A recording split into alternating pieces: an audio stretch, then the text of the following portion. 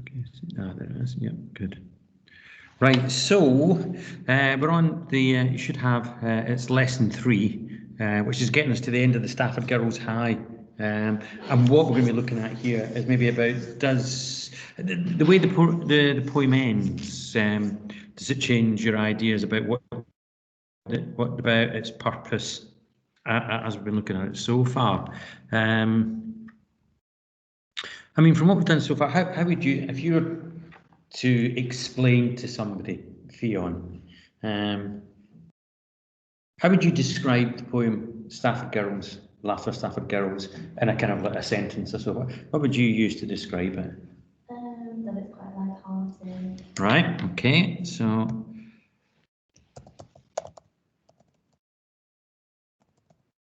Okay, light-hearted poem. Nadine, how would you describe it? If you just sort of, just to sort of introduce somebody to it, say, no, this poem I've been doing, it's quite realistic. Okay, yeah, good.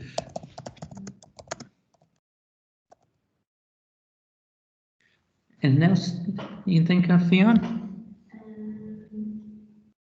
It's not, I was going to say it's not serious, but that's like the same as my heart.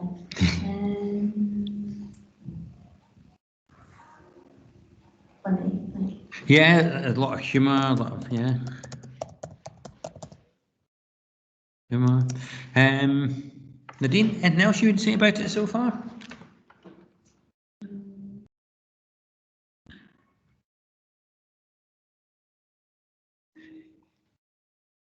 Like putting people on the spot. Quite rewarding. Oh, rewarding. There's an endorsement. Yeah, good. And I think we do still have. We've got to. I think we've got to recognise there are elements of surrealism here, still, which we come to expect in some of Duffy's poetry that we've got to hear. And maybe we could say a little.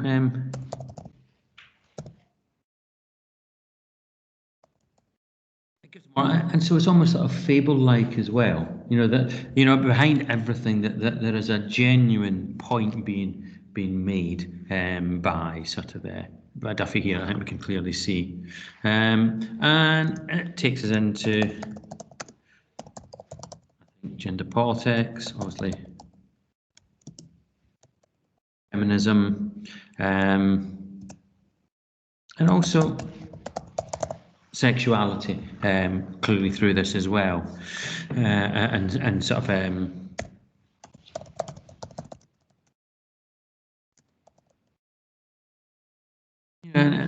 sexuality and the attitudes to sexual relationships that she's beginning to explore here as well. And so we're getting to the final section now, and it takes, I think, again a bit of a different turn.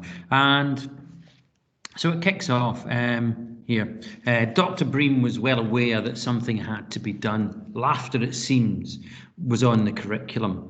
The girls found everything funny, strange, howled or screamed at the slightest thing. The headmistress prowled the school, listening at classroom doors. The new teacher, Mrs. Munro, was reading The Flaying of Marsyas to the third. Help! Why are you stripping me from myself? The girls were in fits. Mrs. Munro's tight voice struggled on. It was possible to count his throbbing organs and chambers of his lungs. Shrieks and squeals stabbed the air. Why? At what? Dr. Bream snooped on. Miss Bat was teaching the first form the names of the 9 major planets: Mercury, Venus, Earth, Mars, Jupiter, Saturn, Uranus. Pandemonium hooted and whooped. Now, if we think about certain points here, what the good doctor seems to be taking exception to, laughter, it seems, was on the curriculum. What does that suggest? What does that suggest about Dr. Bream and the attitude through this being portrayed through this character by Duffy? I think so, in a very serious way. Yes, yes. The laughter most definitely should not be on. It's this idea that learning is serious, isn't it?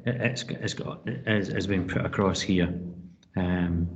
Yeah, and she is this sort of caricature of a very sort of strict head, isn't she here?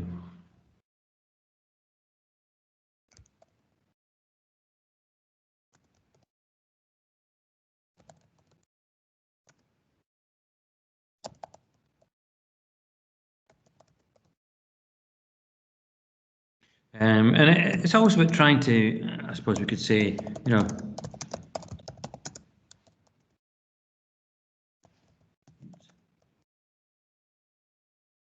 it's this idea of also almost trying to stamp out joy within the schools, isn't it? We've got here. She's stalking the corridors here. With the girls finding everything funny, and again echoes again of what we had earlier in the poem. They howled and they screamed. It's like this thing, that kind of animalistic. The howling, that sort of thing, and we see it later on as well, isn't it? Hooted and whooped. Those sort of sounds of, it's almost like animals. And the headmistress herself comes across very animalistic image. The headmistress prowled the school. What does that make her sound like? Yeah. And in the world of the animals, they divide into two very neat categories. What does she sound like? They both begin with a P. Yeah, I hadn't thought of that one. There's a third one. I hadn't thought of pest. Yeah, but right. So you get those that are eaten and those that kill to eat the others. Yeah, isn't it? And so she comes across, and she's like a predator stalking down this corridor, trying to snuff out all this sort of laughter.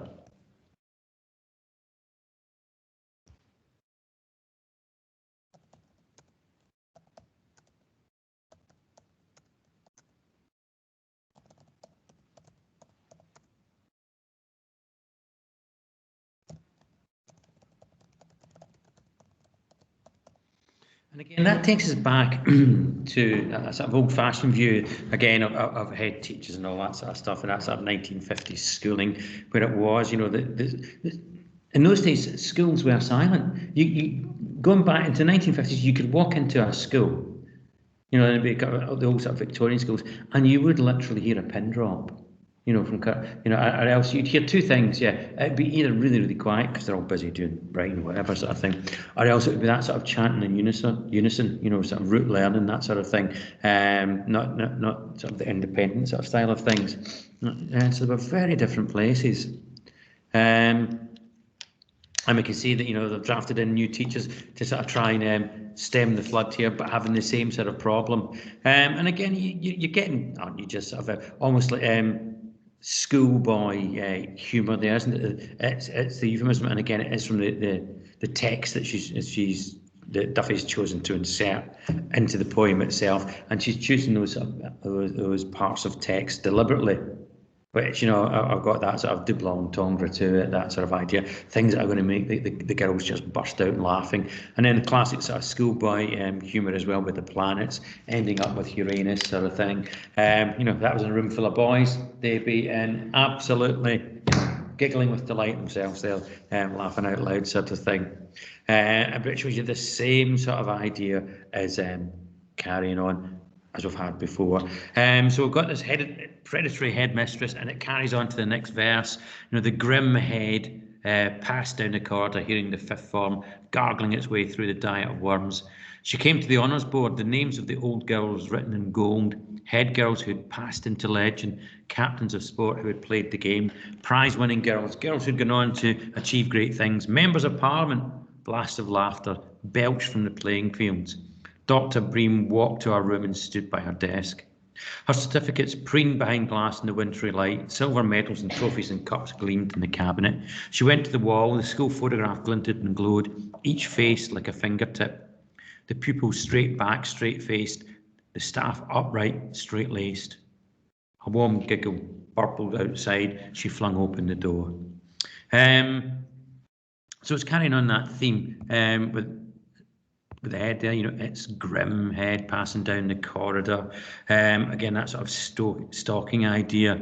And then when she looks at the old school photograph, and she looks at it and she sees the straight back, straight faced pupils and staff upright and straight laced. What's that photograph doing? When she's looking at that, what do you think she's consciously thinking of as she looks at the photograph? Yeah, it's that desire for the old days, isn't it? You know that's her idea of a school. Yeah.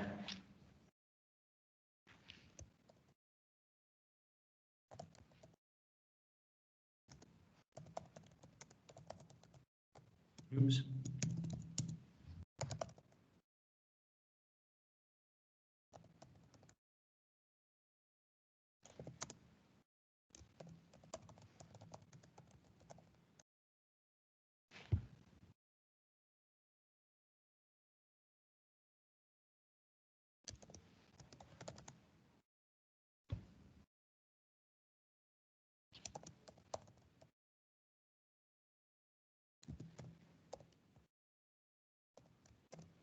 What does that phrase "straight-laced" mean? Do you know? No?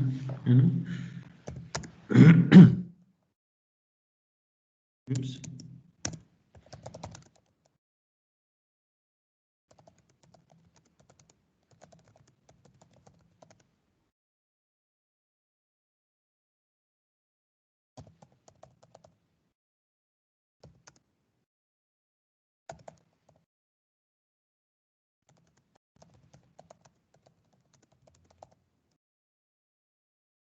You know, straight-laced, it's that idea. There's no sense of fun going on here at all. You know, you're kind of uptight. You know, there's no room for laughter, no room for joy. You get that sort of that prim and proper view of the world. Yeah, everything must be just so. Everybody must behave. That sort of idea.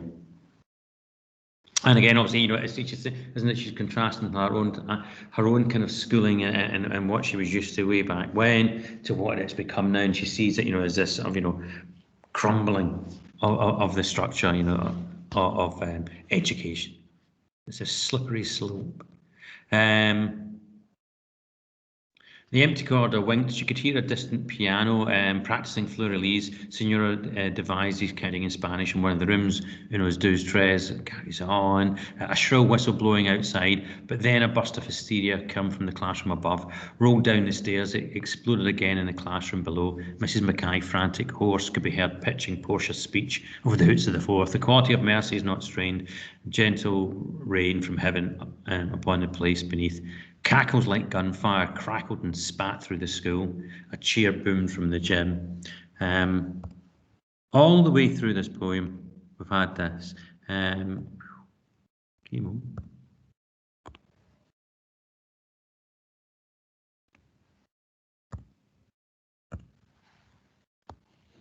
Oops.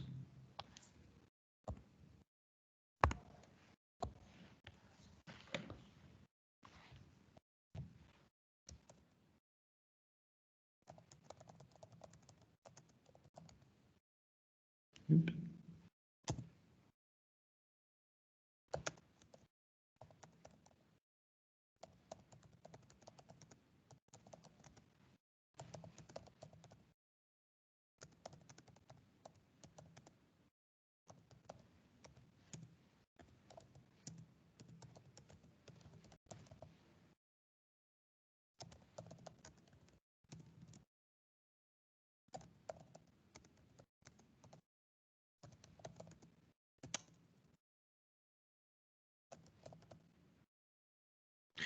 And a real sort of feature throughout this poem is the way that Duffy uses sound. I mean, you could go through and you could just chart them all. I mean, there's all the different words that are used for the sound of laughter. There's all the different words that are used for the sounds escaping from the classroom, from the children themselves. You know, if it's not the laughter of the schoolgirls themselves, it's other sounds. It's voices droning on of the teachers. It's the sound of piano from a classroom or in a teacher's home. All the time there's a sound, a sort of sensory soundscape that goes throughout this poem.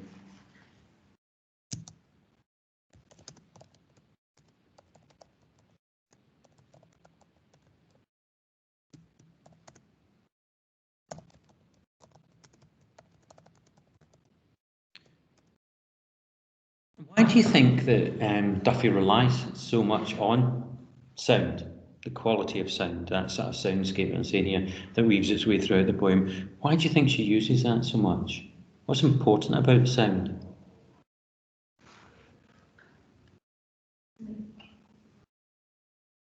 You can imagine it in your head. So you can imagine it in the head, yeah.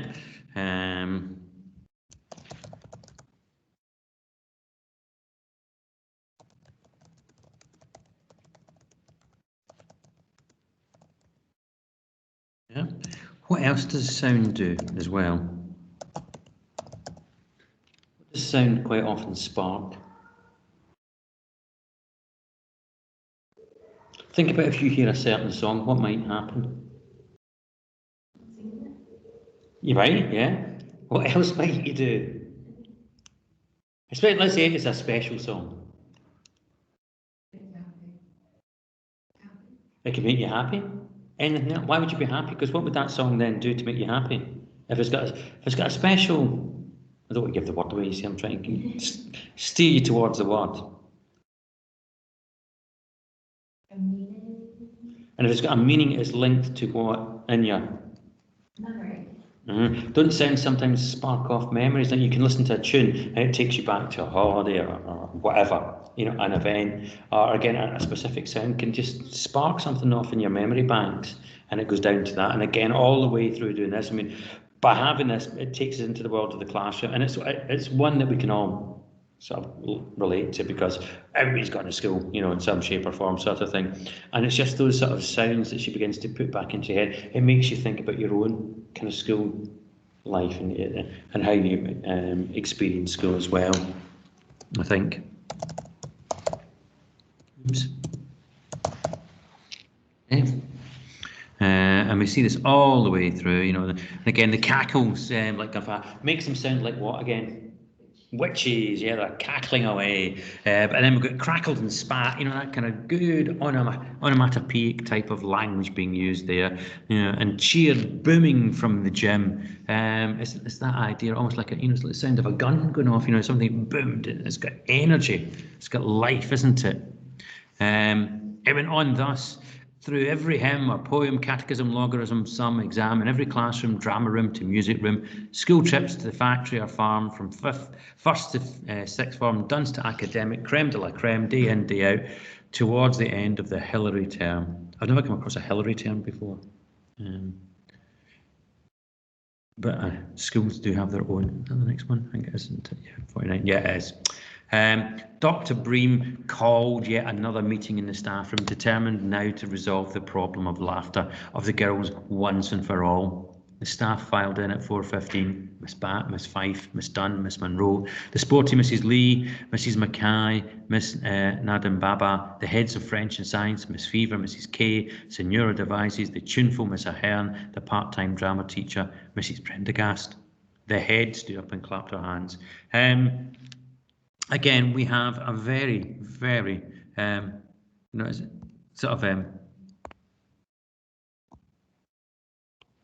this is a school solution to a problem, isn't it? Things have gone bad in a school when it's an all-staff meeting is called. That tells you, oops, there's something important to discuss.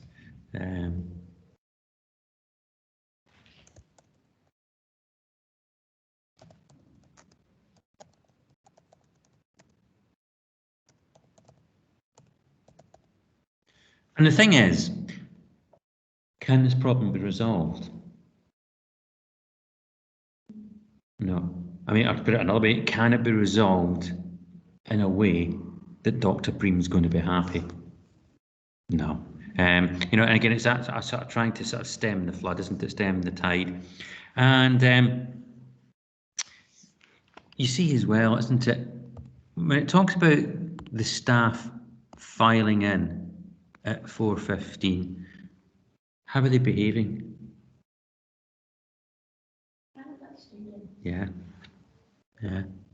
And then look at as well how Dr. Bream gets the attention of her staff.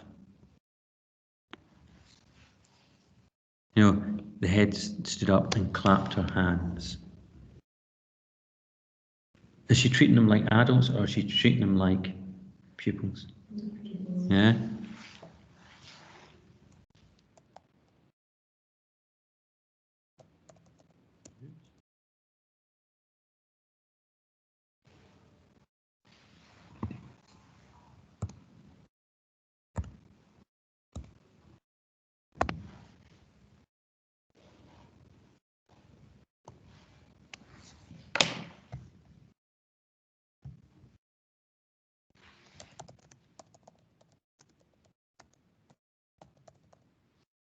So we've got that, yeah, exact same way, you know, and it's just like, again, it's just the, you know, the use of the names again. It's like the register being called, isn't it? You know, are all present in the room. Everybody that should be here, you know, is getting ticked off, tick as they go into the room. Right here, here, here, here, here. Yeah, Miss Fife poured Earl Grey tea. Miss Dunn stood by the window staring out. Miss Bat burned at Miss Fife. Mrs. Mackay sat down and closed her eyes. Miss Nadambaba churned the closing couplet of a poem in her head. Miss Fever crossed her legs and smiled at Mrs. Lee, who twirled a squash racket between her rosy knees. I think we all agree, said Dr. Bream, that things are past the pale. The girls are learning nothing.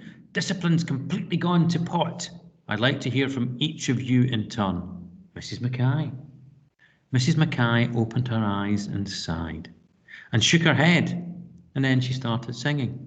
It was a lover and his lass, with a hey and a ho and a hey nonny no, that o'er the green cornfield did pass in the springtime, the only pretty ring time, when birds do sing, hey ding a ding ding, sweet lovers love the spring. A silence fell. Miss Bat looked at Miss Fife and cleared her throat. Miss Fife and I are leaving at the end of term. Miss Dunn at the window turned. I'm leaving then myself, to have a crack at Everest. The head sank to a chair. Miss Nadambaba stood. Then one by one the staff resigned. To publish poetry, to live in Spain, to form a tennis club, to run a restaurant in Nice, to tread the boards, to sing in smoky clubs, to translate Ovid into current speech, to study homeopathy. Dr. Bream was white with shock. And what, she forced herself to say at last, about the girls? Miss Bat, slowly undressing Fifi in the stockroom in her head, winked at Miss Fife. She giggled girlishly. Miss Fever laughed. What's happened to the staff? What's happened to them? What have they done? Oh, gone rogue.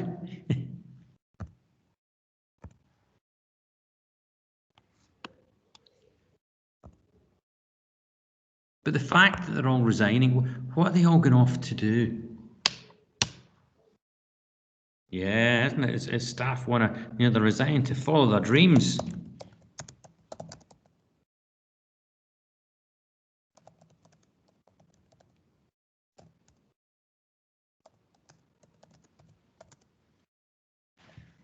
What's happened to them, do you think? Why are they all leaving now? Why are they all going to have to do these exotic things, you know, publish poetry, live in Spain, run restaurants, tennis clubs? It's like they've got a less serious, like, look on. And what sparked this bit of liveliness in them, isn't it? It's the girls, yeah.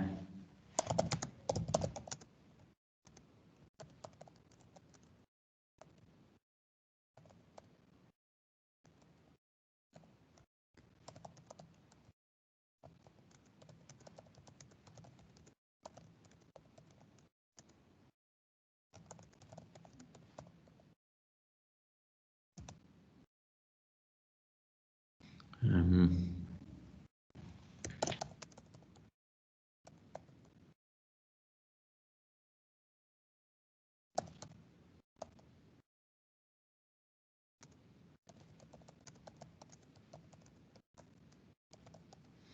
And it's this idea, isn't it, of, again, because obviously that, we talked about before, is one of the few routes in a career for them to sort of go down, that sort of become a school teacher, all that sort of stuff. It's about no longer accepting those, roles and sort of giving up in life and thinking, right, that's it. That's me until I get married and have a family, all that sort of stuff. It's I've got dreams, I'm going to pursue them, I'm going to follow them. It's that kind of sense of rebellious, no longer just willing to accept things. Why do you think Dr. Bream goes to Mrs. Mackay first? If you're making this kind of spiel, about we've lost it in school, we've got to get it back, and I want ideas from everybody now. And if the head goes to a particular member of staff first, why do you think they go to that member of staff? Trust them, isn't it? They think, yeah, safe pair of hands there. They'll back me up in what I'm saying. They'll do that, and of course, Mrs. Mackay doesn't, and from there on, it just all falls apart. All these different ideas that everybody's got, yeah. Okay, and poor old Dr. Bream left on their own. Small hours. The moon tracked Mrs. Mackay. She reached the edge of the sleeping town, houses dwindling to fields, the road twisting up and away to distant hills. She caught her mind making anagrams. Grow, heed, stab, rats, and forced herself to chant aloud as she walked. Hedgerows, bats, stars. Her head cleared. The town was below her now, dark and hunched. A giant husband hunched in his sleep. Mrs. Mackay climbed on higher and higher, keeping close to the ditch, till the road snaked in a long S, then levelled out into the open countryside. Shore, love, steer, low, master, night, loom, ribbon, use, no. Horse, vole, tree, owl, stream, moonlight, universe, on, wed, lobe, wand, drib, tiles, pay, thaw, god, dew, pool, dawn, bird, stile, pathway, dog. She arrived at the fringe of a village as morning broke. And here we see, isn't it, Mrs. Mackay truly breaking free from shackles, the shackles of her husband. Why does she make anagrams in her head? Why does she make anagrams in her head?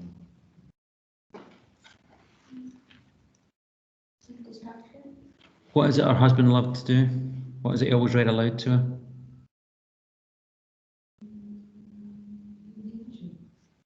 Nah. 5 down, 6 across.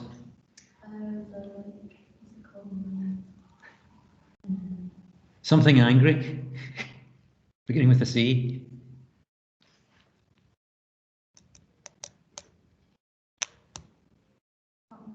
Cross, wasn't it? He's always doing the crossword clues with us, and so and that's that kind of routine you get into, and it's about that playfulness with language, and it's what you can construct them into. It's about changing, isn't it? It's about looking at the same thing but through different eyes. And there she is. She breaks free, and she just keeps walking, getting off, walking out of the town that she lives in. Just carrying on, pursuing that dream. And then we have the lovers. Miss Bat held Miss Fife in her arms at dawn, the small room chased with new light. Miss Fife began to talk in her sleep. The square on the hypotenuse is equal to the sum of the square on the other two sides.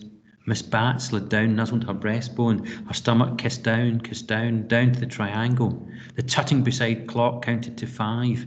They woke again at 7, stupid with love. Everything they knew, the brightest stars, Sirius, Canopus, Alpha Centauri, Vega, the Roman emperors, Claudius, Nero, Galba, Otto, Vitellius, musical terms, allegro, calando, crescendo, glissando, mathematics, the value of pi, prime numbers, cantors, infinities, only a jumble of words, A long deep zero groan from Miss Fife.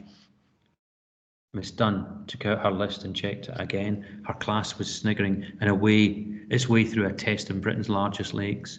Before we get to that, we've got that again. It's this idea about the teachers breaking away, and again we get the two teachers, Miss Bat and Miss Fife, lost each other, and all of that sort of the talking about almost their subject-specific language, isn't it? It's almost like that has to be. It's like they're going through detox. It has to be. It means nothing to them. But I mean, again, it's been so much part of their life, so regimented in their life up until now.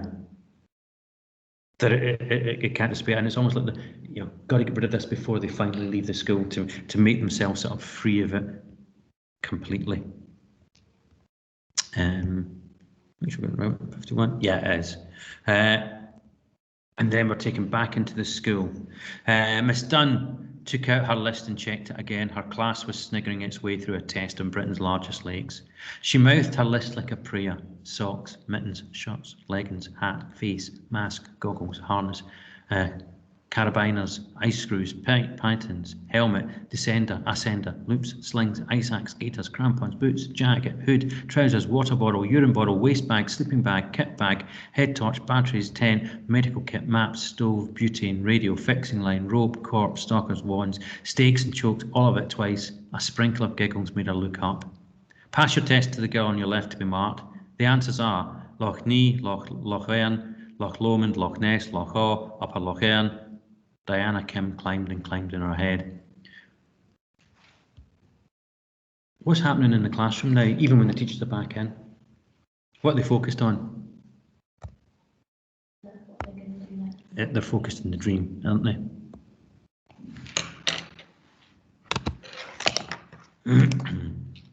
Me?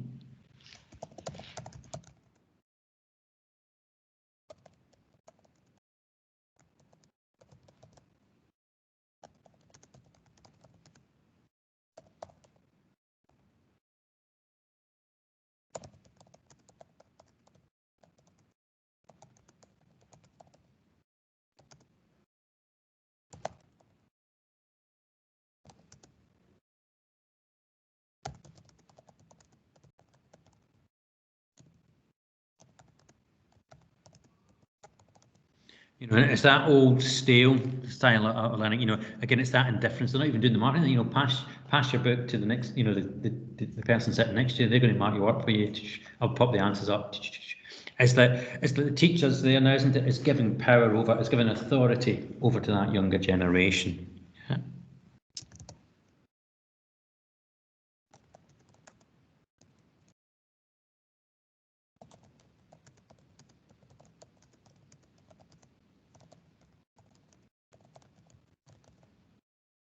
Oops.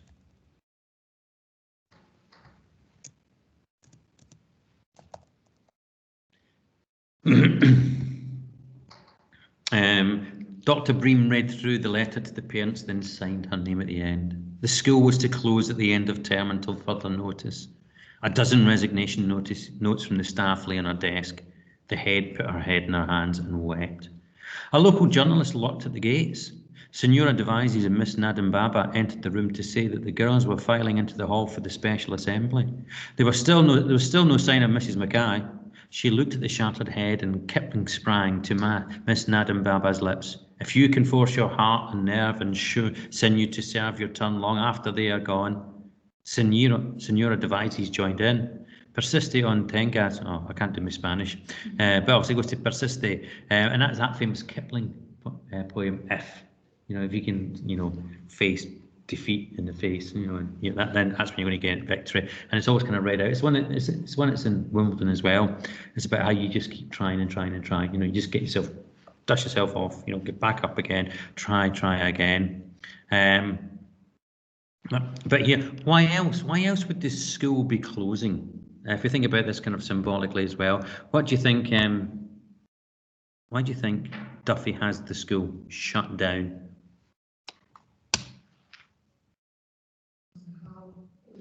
Yeah, that's it.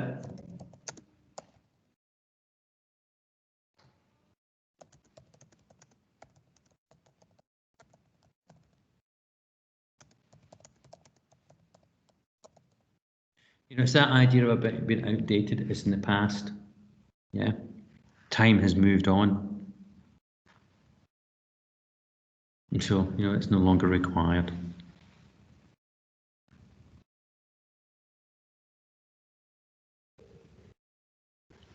And again, we get more of that sort of, joyousness again coming through at the end of this poem here. And so, Dr. Bream summed up, you girls have laughed this once great school into the ground. Senora devises plans to return to Spain. Cries of, ole! Miss Bat and Miss Fife have resigned. Wolf whistles. Miss Prendergast is joining the Theatre Royal. A round of applause crashed on the boards like surf. The reactions of the girls to each notification of what's happening to the teachers, what does that kind of reveal? What does that sum up? That they're glad. And do you think that they recognise what Luxon did? I mean, why do they wolf whistle when Miss Bat and Miss Fife is mentioned that they have resigned? They're happy for them because they know that they know that they're in a relationship. They're well aware, isn't it? It's that kind of thing. You're well aware, isn't it? Gossip goes round a school like nobody's business, doesn't it? About staff and pupils alike. There's no secrets in a school, and it's that idea that they know. And again, it's that kind of that joyous behaviour of them. The head stared at the laughing girls, then turned and marched from the stage, clipping the polished corridor, banged through the double doors, crunched down the gravel to the staff car park, into the car. Elvis, shrieked Caroline Jones from the hall, has left the building. A cheer like an avalanche bounced off the roof. The captain of sports slipped from her seat and followed Miss Dunn. The girls burst into song as their mute teachers walked from the stage. Till we have built Jerusalem in England's green and pleasant land. And again, we talked about how there's so much sound. Again, if we just track through that little verse there, everything that relates to sound here. There's cries of ole. We then have wolf whistles. We have the round of applause that crash the boards like surf. Again, that crashing sound. We've got the laughing girls themselves. Bless you. You okay? And then we have the head who's banged through the double doors, crunched down the gravel drive, and then Caroline Jones shrieks, and we have a cheer that sounds like an avalanche bounce off the roof, and the girls then burst into song as the teachers walk from the stage. And again, it's that role reversed, isn't it? It's the teachers who are mute now, the pupils who are full of sound, of joy. Do you see anything significant in the line that they take from Jerusalem, the hymn that they sing? It's a positive image, like happy. Yeah. Because what have these students done? Literally. Well, it has that, but is it anything more significant when they're singing till we have built Jerusalem in England's green and pleasant land? Yeah.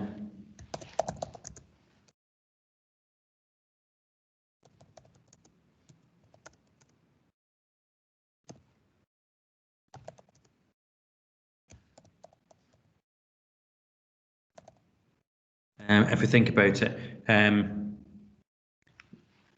because they've changed the way the school is run, that it's changing the way that they're regarded. It's changing the way that they are taught. All those sort of attitudes, those social changes, they're part of it. They represent that, and they're joyous about this. They're happy about it, and it is that idea that they have. They're building their Jerusalem. It's going to be in their shape, in their form, in the way that they want it. And then we see the poor school at the end. It creaked and sighed, its desk, the small coffins of lessons, its blackboards, the tombstones of learning. The books in the library stiffened and yellowed and curled. The portraits of gone headmistresses stared into space. The school groaned, the tiles in its roof falling off its sleep. Its windows as white as chalk. The grass in the playing fields grew like grass in a grave. Dr. Bream stared from her hospital window over the fields. She could see the school bell and its tower glint in the evening sun like a tear in an eye. She turned away. Postcards and get well messages from the staff were pinned to the wall. She took down a picture of Everest from Miss Dunn. We leave Camp 2 tomorrow if the weather holds to climb to the corridor to 21,000 feet. Both coping well with altitude, the Sherpas. And it's that idea, isn't it? We see this. I mean, why do you think she's ended up in the hospital? What sort of ward do you think she's on? Yeah, she's going to be in the psych ward, isn't she? She's had a complete and utter breakdown because the school represented her, isn't it? And look at the imagery we've got here. Look at the imagery.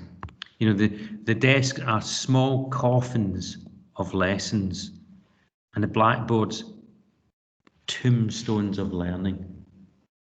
Symbolically, what is that suggesting?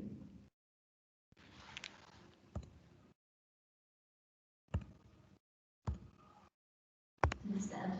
Yeah.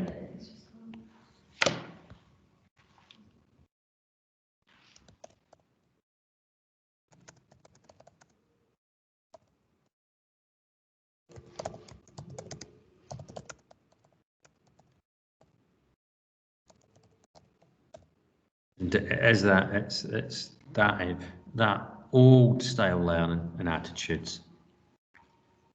But that's a personification of the school as well, creaking and growing, more in size, more sound again, more sound quality coming through.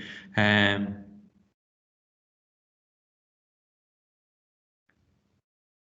else was it wanted? Yeah, you know, it's just fallen into that sort of dilapidation, sort of that rundown, uncared for, unloved. But then all of our staff, you know, again, perversely, our staff still remember us sending our postcards, get well messages. I mean, she's the one that's kind of been left behind, isn't she? She's the one now that has this empty life in contrast to our staff.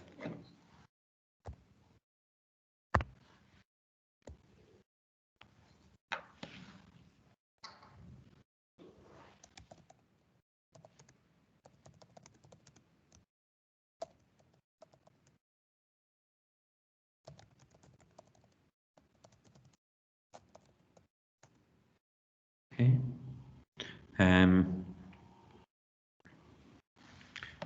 And then we find out as well how Miss Mackay's getting on with her walking.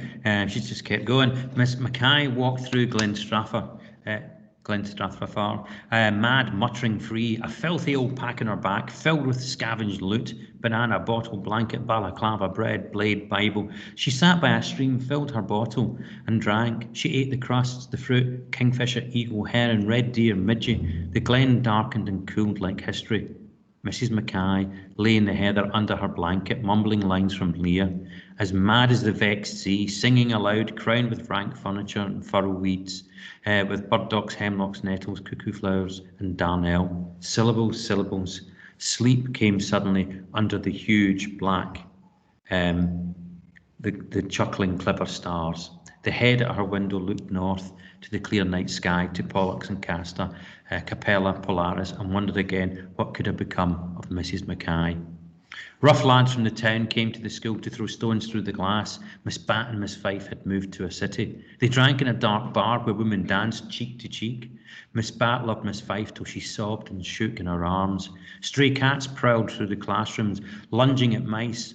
Miss Fife dreamed that the school was a huge ship, floating away from land, all hands lost, steered by a ghost. A woman whose face was the head's was Miss Nadam Baba's, then Mrs. Mackay's, Miss Lee's, Miss Fever's, Miss Dunn's, Miss Monroe's, Miss Kay's, Miss Ahern's, and your devices. She woke in the darkness, a face over hers, a warm mouth kissing the gibberish from her lips.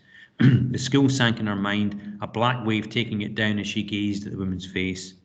Miss Nadam Baba put down her pen and read through her poem.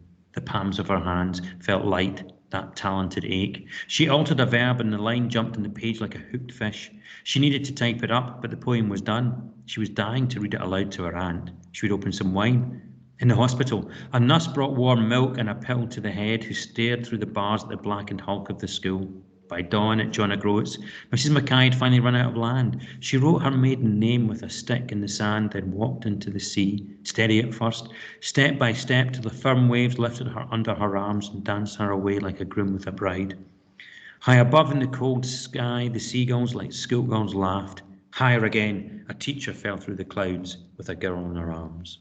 And what I want you to think about for tomorrow is that line. Miss Nadam Baba put down her pen and read through her poem. When you read that line, what does it make you maybe think about the whole poem itself? Okay. Yeah. And we shall discuss that a little bit tomorrow. And then, I think it's going to be time to start introducing you to the joys of the NEA. Don't be like that, Nadine. Don't wrinkle your nose. No, it'll allow us to have a little bit of fun, I do believe. But yeah, we'll just finish this little bit off tomorrow. And then I'll begin to talk, because there'll be some work that you can do over the summer towards that. But I just want to sort of begin to take you around it and give you all the sorts of different possibilities that you can do with it. Okay. And there we shall leave it for today.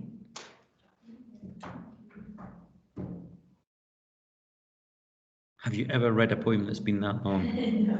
There's a big achievement for you. Yeah.